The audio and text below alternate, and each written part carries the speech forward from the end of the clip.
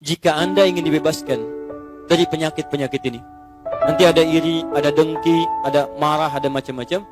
Caranya sederhana. Lihat sini. Tadi sumber penyakitnya di mana? Di qalbu. Baik. Pada bagian apa? Nafsu. Baik ya? Masuk ke qalbu. Perhatikan. Sehingga nafsu itu membuat hati tidak tenang. Kita ingin tenang, penyakitnya hilang, hatinya tenang. Dalam bahasa Al-Quran, bahasa Arab, ketenangan hati disebut dengan tumanina. Bahasa kata kerjanya disebut dengan tatma'in. Ada rumus di Quran, kalau hati Anda ingin tenang, bebas dari penyakit, Quran surah 13 ayat ke-28. Saya sempurnakan dulu obatnya supaya sesuai dengan temanya. Lihat, Quran surah 13 Ar-Ra'du ayat 28. Ala bidzikrillahi tatma'innul qulub. Ini inti suratnya. Ar-Ra'du artinya kilat yang menyambar, halilintar. Kalau Anda dengar halilintar itu hatinya gelisah atau tenang? Gelisah, gak tenang. Ada ujian datang seperti halilintar, menyambar-nyambar membuat Anda tidak tenang. Gelisah, gak bisa tidur, gak bisa makan, susah. Tapi ada orang yang dia punya obatnya. Mau ujian datang seperti halilintar, hatinya tenang. Apa itu obatnya? Ala bidzikrillahi tatma'innul qulub. Yakinkan pada dirimu, kalau Anda rajin berzikir kepada Allah, maka Allah akan jaga Anda dari penyakit hati dan tenang keadaan jiwa Anda. Apa zikir itu? Banyak. Saya turunkan sebelah kiri paling pojok itu turunannya.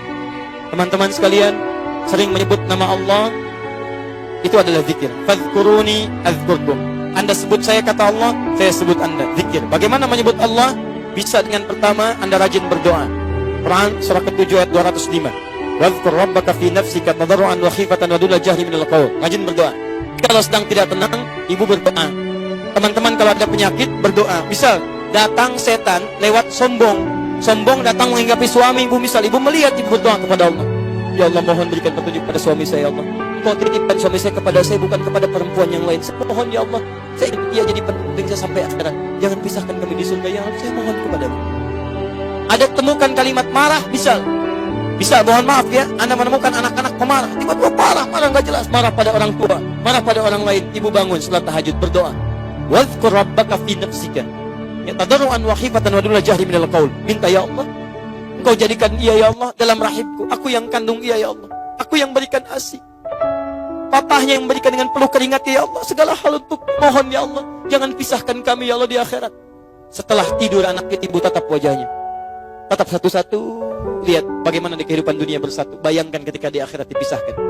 Kalau sudah melihat wajahnya, kalau Anda ingin berdoa khusyuk untuk keluarga, sebelum berdoa coba malam-malam bangun, lihat satu-satu wajahnya. Tatap. Saya di rumah satu tempat, kira-kira di surga satu tempat lagi tidak ya? Lihat bareng-bareng, satu-satu lah. Ya Allah, suami saya, ya Allah, anak saya sekarang berada bersama saya. Tapi apakah di akhirat kami bersama-sama atau tidak? Begitu selesai Anda lihat dan berdoa kepada Allah, ya Allah, mohon hilangkan sifat-sifat buruk dalam diri kami, ya Allah. Jauhkan kami dari segala kemaksiatan, jauhkan kami dari godaan setan, dekatkan kami dengan ridha-Mu, ya Allah. Kami mohon, ya Allah, minta. Doa. Kedua, dekatkan diri Anda dengan Quran. Ahli Quran itu akan dijaga oleh Allah dari godaan setan. Ingat baik-baik, ahli Quran. Dan Quran ketika disebutkan di Quran disebut dengan zikir. Quran surah ke-15 ayat ke-9. Wa nunazzilu minal Qur'ani ma huwa shifaa, itu Al-Isra. Quran surah 15 ayat ke-9-nya, Inna nahnu nazzalna dzikra wa inna lahu lahafidhun. Kami telah turunkan Al-Quran sebagai zikir. Jadi kalau Anda rajin baca Al-Quran, Anda sedang berzikir. Saya sarankan, usahakan minimal Anda baca Quran, teman-teman sekalian. Ayo hatamkan. Kalau bisa bagi. Ada rumus, kalau Anda membaca ayat, baca 40 kali, baca. Anda rajin baca Al-Quran, Anda akan dijaga oleh Allah Subhanahu wa ta'ala dari godaan-godaan setan. Gak percaya silakan, tidak cukup dengan amin. Mulai. Baca. Kalau bisa punya target. Yo, hari ini misalnya saya mau khatamkan surat A. Dalam 1 bulan ke depan saya juz amma khatam. Kalau kita punya target, nanti pekerjaan kita terukur. Sama dengan bapak kantor, kan ada target. Ibu dengan mengelola nafkah dari suami kan punya target. Sekian saya keluarkan hari ini, besok sekian. Jadi kebanyakan orang malas baca Quran karena nggak pernah punya target. Saya tanya pada Anda, jujur jawab pada hati Anda. Berapa target Anda baca Al-Quran hari ini? Berapa ayat? Berapa surah? Jangan-jangan sampai siang ini nggak punya rencana baca Quran. Ya bagaimana Anda dilindungi oleh Allah? Karena kalau Anda tidak mendekat kepada Allah. Itu poinnya. Ini, kalau mau tingkatkan lagi, menghafal Quran. Penghafal Quran dijaga langsung oleh Allah Subhanahu wa Ta'ala. Dan ayatnya akan menumbuhkan obat pada jiwanya. 4 kali disebutkan di Quran surah ke-54. Ayat 17, ayat 22, ayat 32, ayat 40. Walaqad yassarnal Qur'ana lidzikri. Kami telah mudahkan Al-Quran sebagai zikir bagi pemiliknya. Zikir. Untuk diingat, dihafalkan. Kalau sudah hafal, maka ayat Quran yang menjadi syifa dalam kolbunya. Perhatikan, obat hati, syifa. Turun Quran surah 17 ayat ke-82, wa nunazzilu minal Qur'ani ma huwa shifaa wa rahmatul lil mu'minin. Syifa.